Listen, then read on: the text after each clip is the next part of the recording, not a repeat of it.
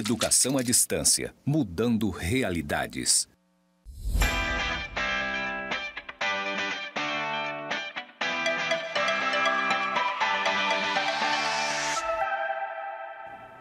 Saudações, é um prazer estar com você nessa jornada, nesse curso de Tecnólogo em Gestão Comercial.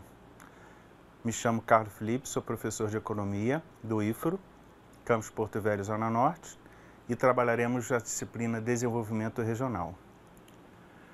Nessa unidade 2, falaremos sobre políticas públicas de desenvolvimento, como seus conceitos, como elas funcionam, sua estrutura e sua dinâmica. Vamos para a aula.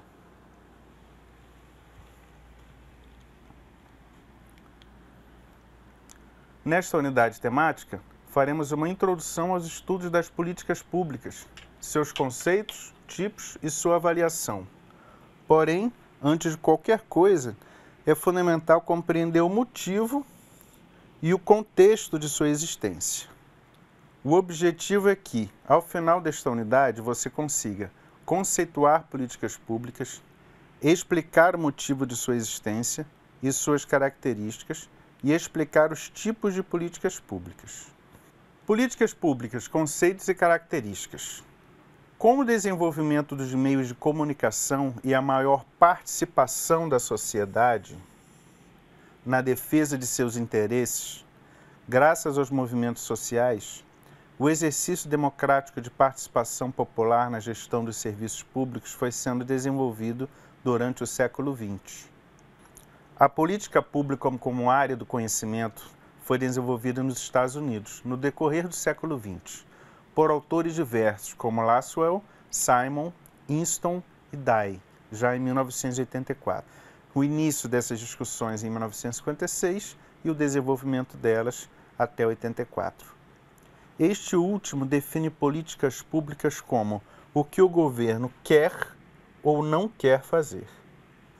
Quando o governo não age em relação a alguma questão de sua responsabilidade, algum motivo tem para isso, ou seja, certamente foi uma ação, uma não ação, uma omissão planejada. Autores nacionais estudiosos do tema conceituam a formulação de políticas públicas constitui-se no estágio em que os governos democráticos traduzem seus propósitos e plataformas eleitorais em programas e ações para a produção de resultados ou mudanças no mundo real. Então, essas políticas públicas são as formas, os instrumentos em que os governos agem ou não agem. Lembrando que a não ação é uma forma dele dizer, dele expressar que ele não quer que aquilo aconteça. Então, essa não ação é também uma forma de agir de governos por meio destas políticas públicas. Aqui estudaremos sempre as políticas públicas vinculadas ao desenvolvimento. Podem-se entender como políticas públicas um conjunto de ações tomadas pelos governos, nacionais, estaduais ou municipais, que visam aplicar ou implementar medidas de responsabilidade pública às diversas camadas da sociedade. Então, são medidas de responsabilidade pública. São medidas que podem ser políticas públicas de saúde, políticas públicas de infraestrutura, políticas públicas de desenvolvimento, políticas públicas de educação, a diversas camadas da sociedade. Políticas públicas de crédito agrícola, de crédito rural, voltadas ao desenvolvimento de atividade rural. Políticas públicas de benefício às sociedades que vivem na zona rural. Políticas públicas de incentivo aos microempreendedores individuais. Políticas públicas de apoio aos idosos, políticas públicas de vacinação em crianças. Então, as políticas públicas elas são amplas, são diversas. Elas podem ser trabalhadas, podem ser aplicadas em todas as camadas da sociedade. Os deveres de responsabilidade pública, voltamos, responsabilidade pública do Estado, estão na Constituição Federal, capítulo 1, dos direitos e deveres individuais e coletivos. Artigo 8º. Todos têm o direito de viver com dignidade. Parágrafo único. É dever do Estado garantir a todos uma qualidade de vida compatível com a dignidade da pessoa humana, assegurando a educação, os serviços de saúde, a alimentação, a habitação, transporte, saneamento básico, o suprimento energético, a drenagem, o trabalho remunerado, o lazer, as atividades econômicas e a acessibilidade, devendo as dotações orçamentárias contemplar preferencialmente tais atividades, segundo planos e programas de governo. Planos e programas de governo. Então, lendo esse artigo 8, a gente vai lá e lembra das propostas de John Maynard Keynes, onde ele propõe um Estado regulador. Então, como que um Estado regulador ele vai oferecer, vai garantir isso tudo para a sociedade? Trabalho remunerado, atividades econômicas, suprimento energético, alimentação. É justamente um Estado regulador agindo como indutor ao desenvolvimento, oferecendo aqueles aspectos de infraestrutura de desenvolvimento citados na nossa aula anterior, onde falamos de crédito, de infraestrutura, de matriz energética, de instituições de pesquisa, de instituições de qualificação técnica profissional, tudo isso de crédito para atividade econômica, tudo isso oferecido pelo Estado, induzindo os empresários inovadores a pegarem esse pacote estatal, este pacote público, e a partir deles desenvolverem atividades econômicas que gerem emprego e a partir desse emprego garantam o trabalho remunerado. Atividades econômicas que gerem emprego e garantam a renda e a distribuição de renda. Atividades econômicas que garantam a produção de alimentos. Atividades econômicas que garantam a qualidade de habitação. Então, essa indução do Estado, é por meio dessa indução do Estado ao desenvolvimento que ele vai garantir tudo isso aqui no artigo 8 da Constituição, todas essas garantias à sociedade. Sim? Todos estes deveres do Estado, elencados no artigo 8 da Constituição Federal, são garantidos por meio de planos e programas de governo. Estas são as políticas públicas direcionadas a questões e públicos específicos, de acordo com as necessidades de cada nação e de cada região. Claro que existem nações com necessidades diferentes das nossas. Logo, as políticas públicas elencadas pelos governos destas sociedades serão outras, não serão as mesmas que as nossas. E nossas políticas públicas direcionadas a questões e a públicos específicos. Então, nós temos políticas públicas direcionadas aos microempreendedores individuais, às micro e pequenas empresas, à agricultura familiar, à grande agricultura, a grandes produtores de soja, à grande agricultura agropecuária, à grande produção de carne, à grande produção de frango. Então, nós temos políticas públicas direcionadas a públicos específicos, a necessidades específicas. No âmbito político, as políticas públicas são parte de grande conflito de interesses, pois diversos atores organizados em grupos com interesses opostos pressionam o Estado para que execute políticas públicas que lhes favoreçam. Então, são grupos com interesses opostos. Então, o Estado ele tem uma determinada receita. Aquela receita não dá para fazer tudo. Não dá para atender a todos os grupos específicos. Então, cada grupo desse exerce a sua pressão, exercendo a sua pressão atrás do seu interesse, defendendo o seu interesse próprio.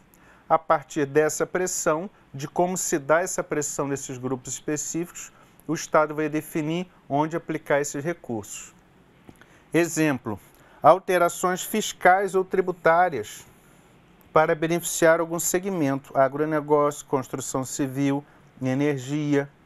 O Estado pode propor uma redução de imposto ou uma retirada de imposto para alguma atividade econômica, desde que dentro de suas políticas públicas de desenvolvimento esteja o desenvolvimento daquela respectiva atividade econômica. Então, é uma decisão política de fazer dessa política pública um apoio a esse determinado segmento econômico. E, a partir dele, a geração de emprego e renda e o desenvolvimento da sociedade. Essas ações se efetivam por meio de projetos e programas realizados pelos governos. Projetos e programas realizados pelos governos, que podem ser políticas de Estado ou políticas de governo. Qual é a diferença delas? Ora, política de Estado independe do governo ou do governante que estiver como gestor, pois são garantidas pela Constituição. Já políticas de governo só ocorrem durante aquele respectivo governo, pois cada governante costuma ter seus projetos específicos, apresentados na campanha de interesse de um público determinado. Então você pode ter um governo que trabalha voltado ao segmento da construção civil. Já outro governo trabalha mais sobre os interesses do agronegócio. E já outros governos podem ser mais simpáticos ao segmento da indústria. Dificilmente o governo vai atender esses três segmentos da mesma forma, com o mesmo afinco, com as mesmas garantias, com os mesmos recursos. Então, cada governo desse, de acordo com seus programas e suas políticas de Estado ou de governo, atende a determinado segmento da sociedade. As políticas públicas podem ser sociais. Como são as políticas públicas sociais? De educação, saúde, previdência, assistência e outros. Ou podem ser políticas públicas econômicas, de âmbito fiscal, tributárias, cambiais e outras.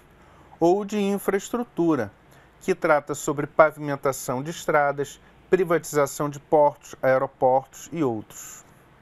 É fundamental perceber que tudo está interligado, conectado, pois políticas sociais e de infraestrutura têm efeito no desempenho econômico de qualquer nação ou região e vice-versa. Muitas vezes eles chamam políticas de educação como políticas sociais e não econômicas. Mas todos sabem que a qualificação técnica da mão de obra, a qualificação técnica do empregado, a qualificação técnica do empreendedor é fundamental ao desenvolvimento daquela atividade econômica. Portanto, a educação é uma política econômica, não uma política social. Assim como a política de infraestrutura é também uma política de desenvolvimento econômico, não apenas uma política social, pois ela trata da construção de portos, aeroportos, ferrovias, estradas para escoamento dos produtos, matriz energética para o desenvolvimento dessas matrizes industriais, para o desenvolvimento das unidades produtivas. Então, todas essas políticas públicas sociais e de infraestrutura, elas são também políticas públicas econômicas, políticas públicas de desenvolvimento, assim como a saúde. Quando você tem uma política pública de prevenção de doenças, o governo economiza muito dinheiro com o tratamento dessas doenças e pode direcionar esses recursos a outros segmentos da sociedade. Direcionar esses recursos a políticas públicas de desenvolvimento, a políticas públicas econômicas. Então, quando você tem esse equilíbrio no oferecimento, no direcionamento das políticas públicas, você certamente tem prosperidade. Ações públicas são destinadas a atores permanentemente em conflito, que, defendendo seus interesses, utilizarão de todos os meios e instrumentos necessários para inserir esses interesses na agenda do governo, que passará a tratá-los como um problema público. Então, até o momento que o seu problema e seus interesses não estão na agenda do governo, ele não é um problema público. Então, ele nunca vai ser tratado. Então, a utilização desses meios e instrumentos necessários para inserir os seus interesses na agenda do governo é fundamental para que um dia ele seja ao menos analisado. Políticas regulatórias. Atua na regulação de serviços de utilidade pública, como nossas agências reguladoras, Agência Nacional de Águas, Agência Nacional de Telefonia, Agência Nacional de Energia Elétrica, a Anvisa de Vigilância Sanitária, de Aviação Civil e por aí vai. Políticas distributivas são benefícios destinados a públicos específicos, como previdência social, com custos distribuídos para toda a sociedade por meio de impostos. Esses são nossos típicos de política pública. que podem ser regulatórias, distributivas e também redistributivas, que são benefícios fiscais que visam impulsionar ou beneficiar setores específicos como indústrias, empreiteiras, que são a construção civil, bancos e outros. E também políticas constitutivas, que definem a linha de trabalho de cada governo, seu foco principal ou objetivo principal. No caso do Brasil, tivemos governos focados na economia, no equilíbrio fiscal e no ajuste monetário. Outros já focaram nas questões sociais e na redução da pobreza e da desigualdade. Cada um age de acordo com as circunstâncias e necessidades do momento. É importante frisar que sempre haverá conflito de interesses entre diversos atores da sociedade, por benefícios, direitos ou justiça por parte dos agentes públicos, que, de acordo com a meta estabelecida, devem trabalhar pelo benefício de toda a população, com políticas educacionais, de saúde, de infraestrutura e, da mesma forma, fomentar o desenvolvimento econômico com políticas de incentivo, políticas de indução ao desenvolvimento. Concomitantemente, todos os atores vão se fortalecendo e pressionando o Estado, de maneira mais justa, em busca de benefícios que atendam todos os cidadãos, independentemente de sua classe social. Foram os movimentos sociais que conquistaram em todo o mundo condições dignas de trabalho e de vida às classes menos favorecidas, direitos trabalhistas, direito ao voto, à educação, à previdência e outros. Políticas públicas. Concluímos essa parte com conhecimento básico sobre as políticas públicas, para que elas servem, qual o seu sentido e a quem são destinadas. Em seguida, veremos como funcionam as políticas públicas por dentro, ou seja, como é sua dinâmica. Para complementar seus conhecimentos sobre o tema, assista ao vídeo O que são políticas públicas. A dinâmica das políticas públicas. Nesta parte, falaremos sobre a dinâmica das políticas públicas e como elas se operacionalizam de fato. Conheceremos os atores envolvidos no processo, suas fases e formas de avaliação. O objetivo é que você possa descrever os atores do processo e suas funções, explicar as fases desse processo e descrever as formas de avaliação dessas políticas públicas de desenvolvimento. Os atores envolvidos nas políticas públicas. O Estado é o protagonista. Dentre os atores envolvidos nas políticas públicas, sejam elas quais forem, o Estado é o protagonista nesse processo de planejamento e execução dessas políticas, devido ao seu poder e autonomia garantidos pela Constituição Federal. Porém, suas decisões são tomadas a partir de pressões externas.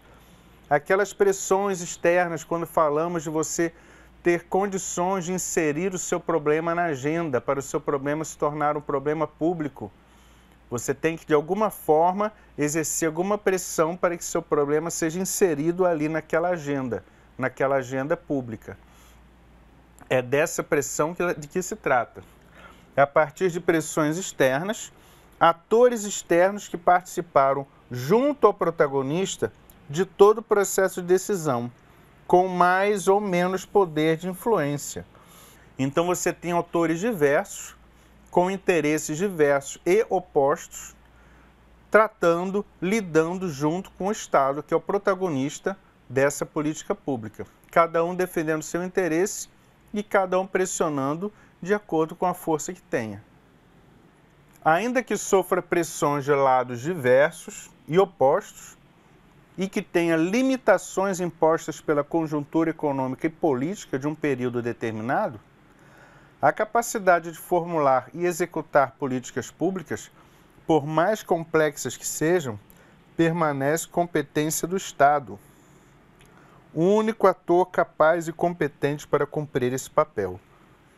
Segundo Reinaldo Dias e Fernanda Matos, os atores em políticas públicas podem ser divididos nas seguintes categorias: atores fundamentais, são os políticos e a alta equipe administrativa, chefes do executivo, seus ministros, secretários e outros.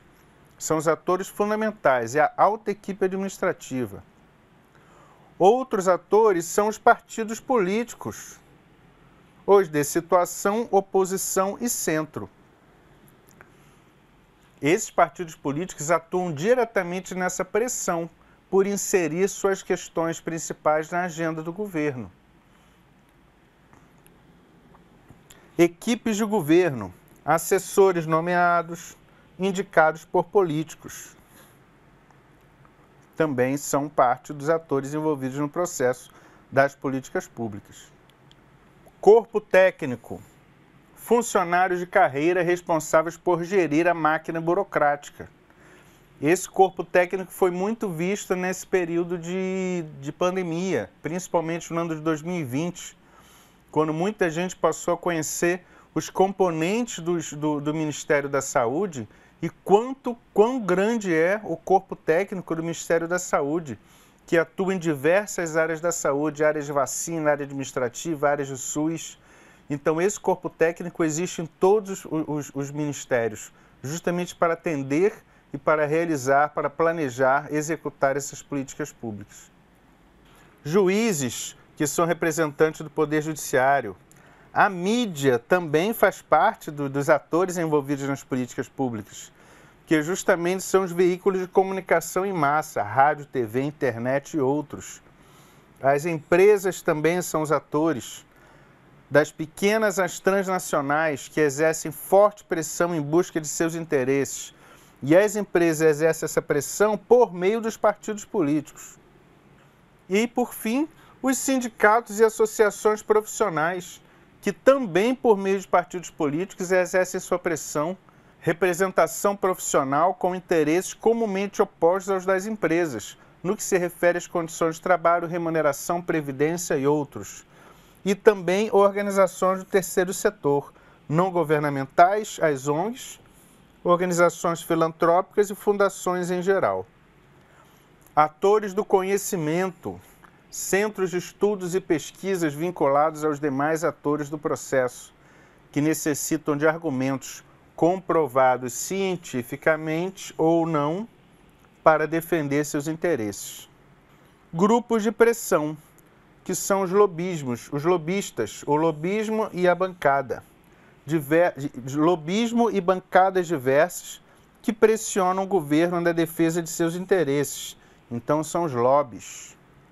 Movimentos sociais, movimentos organizados com objetivos específicos, associações comunitárias, parcelas da sociedade civil organizada que representam uma localidade ou um público específico, associações de bairro, de região, quilombolas, ribeirinhos, agricultores, associações vinculadas a igrejas e outros. Todos os citados acima, todos citados anteriormente, têm suas funções e seus interesses específicos, tá?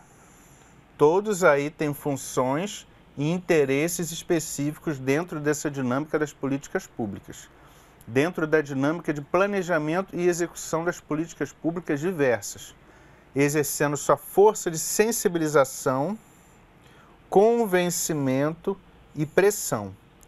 A partir dessa sensibilização, convencimento e pressão, que o Estado vai inserir ou não este problema na sua agenda pública. O ciclo e as fases das políticas públicas. Esse ciclo da política pública é sua linha temporal.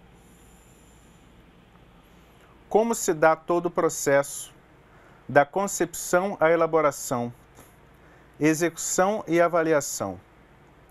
É uma forma de visualizar e interpretar a política pública em fases e sequências organizadas de maneira interdependente. Os autores esquematizam este ciclo em 6 fases. A primeira fase é o problema.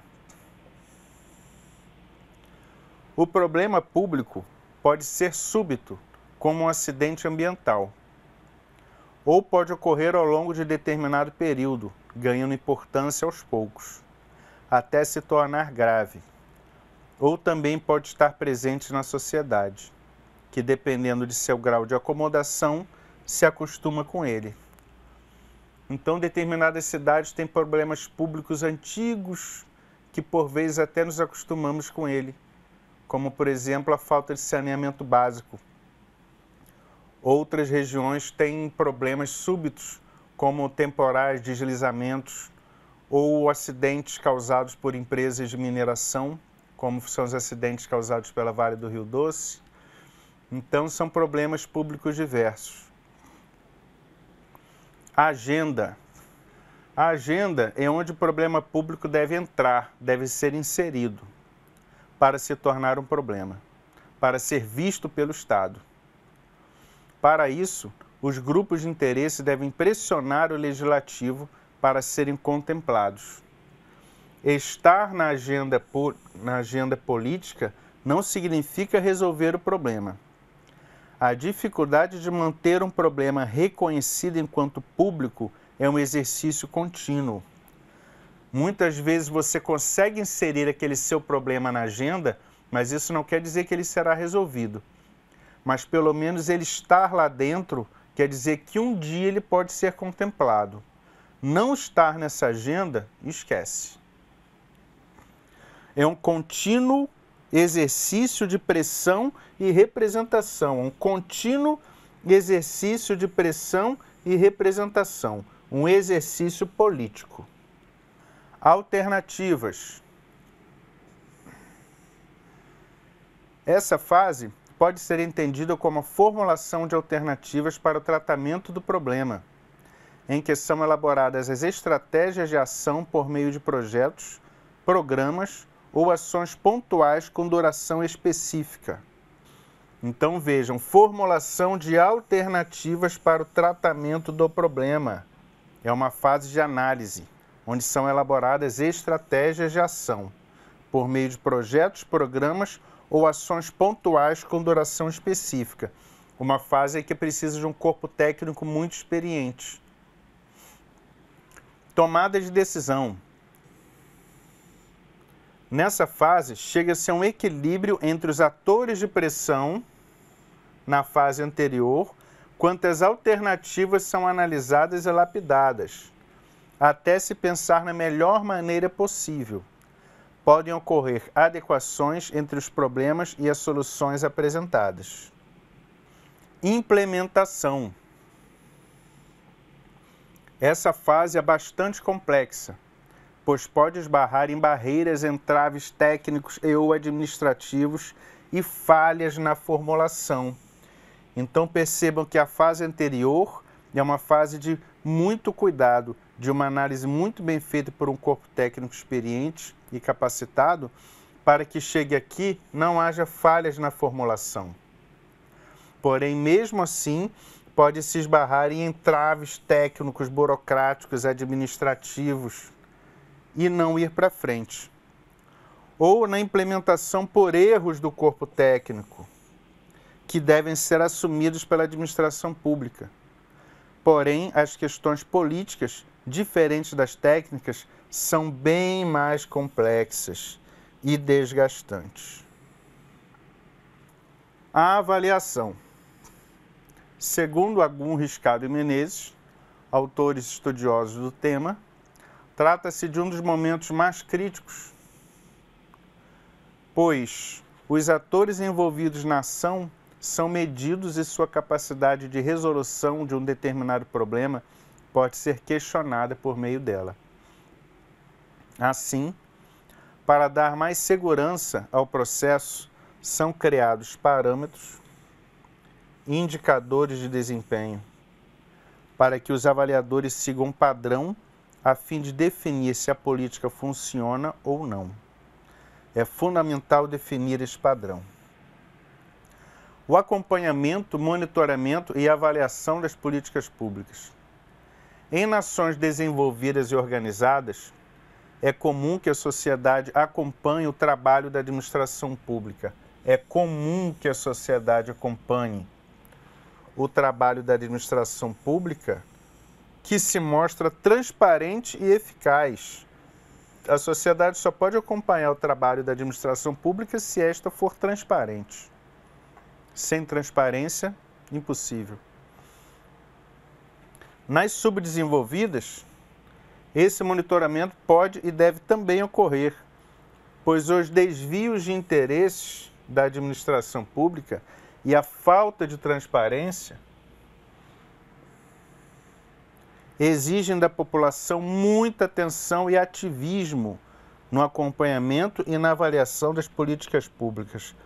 Muita atenção e ativismo no acompanhamento e na avaliação, no monitoramento e na avaliação de políticas públicas, sejam elas quais forem.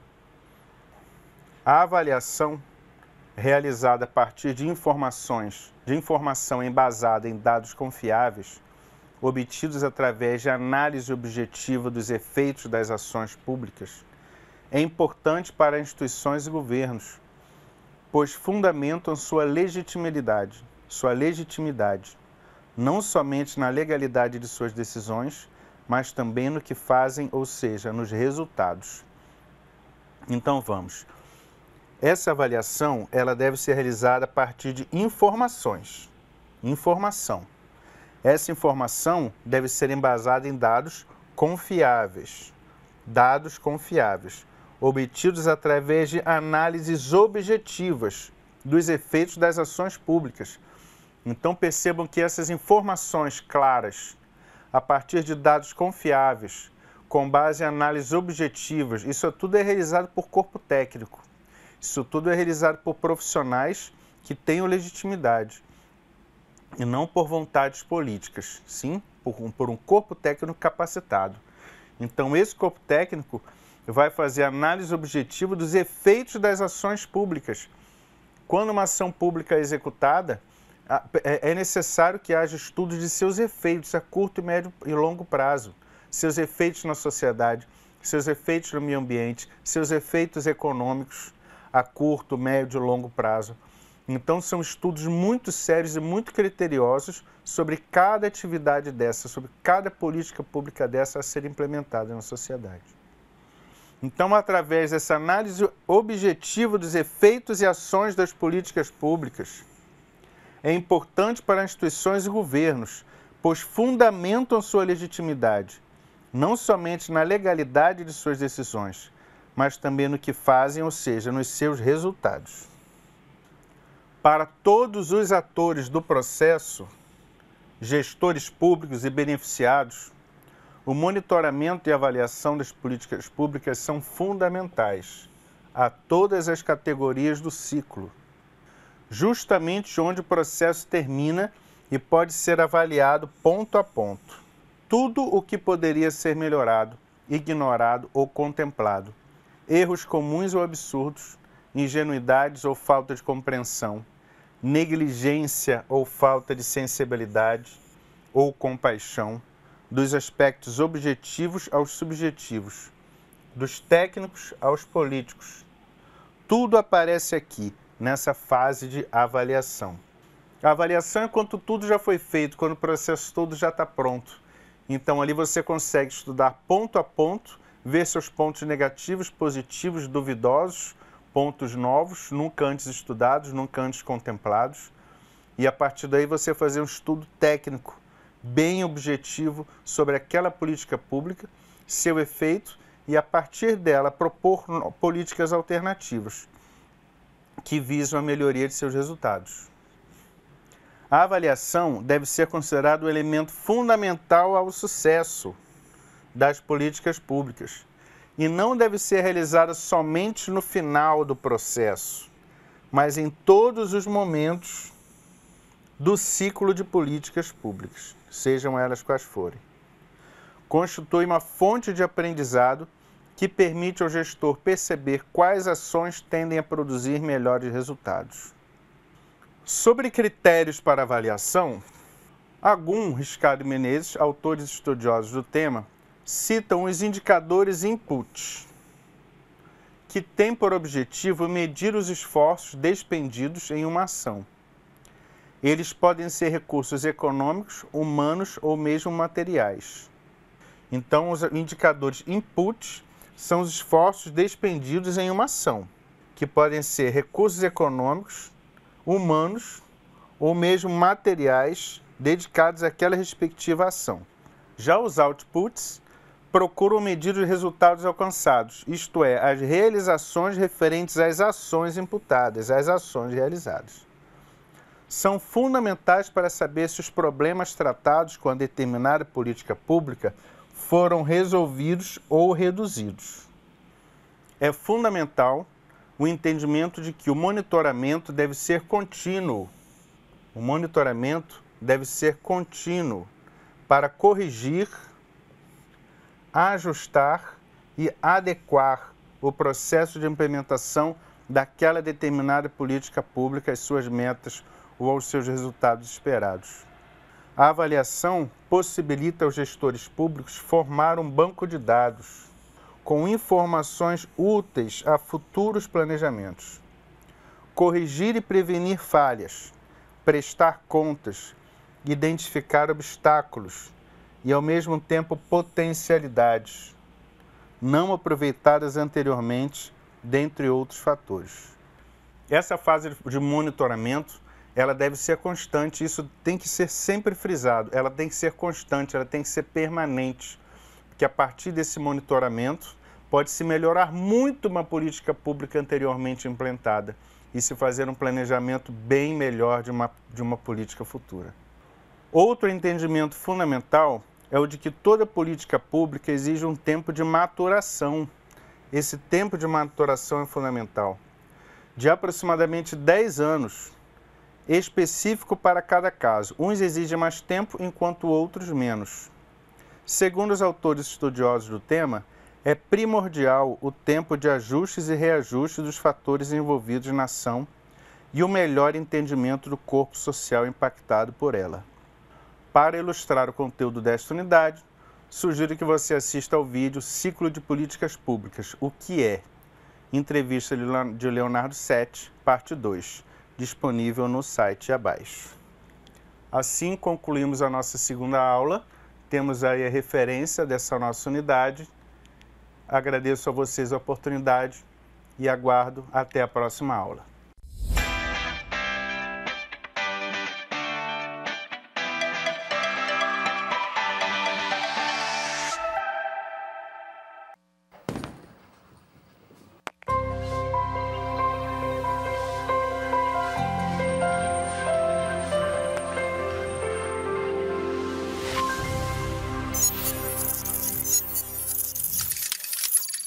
Educação à distância, mudando realidades.